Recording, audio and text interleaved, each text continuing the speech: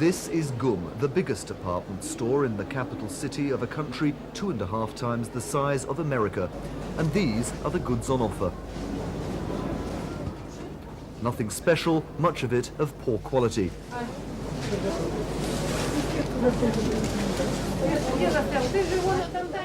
Gaudy shop windows make promises they can't keep. Inside, the choice is minimal.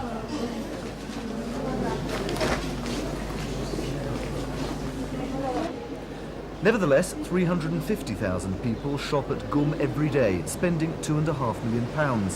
The store, right on Red Square, opposite the Kremlin, accounts for 1/10 of Moscow's total trade in consumer goods.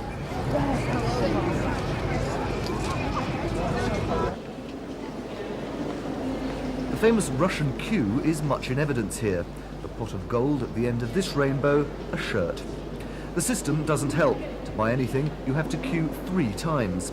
Once at the counter to choose what you want, then at the cash desk to pay and get a receipt. Then you go back to the counter and queue again. Finally, you get your goods. We think it's wrong. We are for the most progressive form of trade, well, to our mind, that is self-service. But we still have to undergo some reconstruction to provide for that. And in the near future, we are planning such reconstruction of GUM department store. Of course, shoppers are fed up with the lack of goods and the queues, but they're looking forward to better things.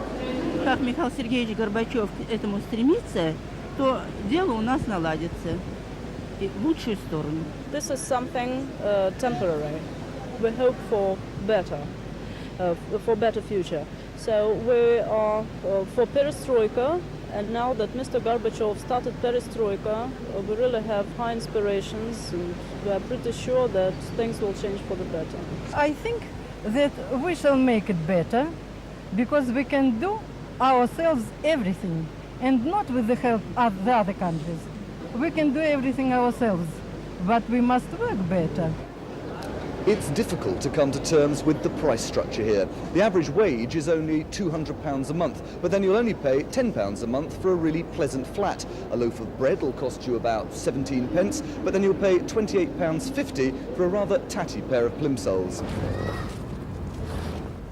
And if you want a pair of jeans, the sky's the limit. £150, 3/4 that monthly wage, will buy you this pair. The material is thin and the dye comes off on your hands. This is Riga Station Market, part of the shop counter revolution. The traders here make their own goods, either individually or in groups called cooperatives. There is a measure of state control, but really it's free enterprise by another name. There are a few queues here and there is more to buy, but the prices take your breath away. Denim jackets for £230, plastic boots for £105. How do people afford them? Приходится экономить, и далеко не все могут приобрести такие вещи.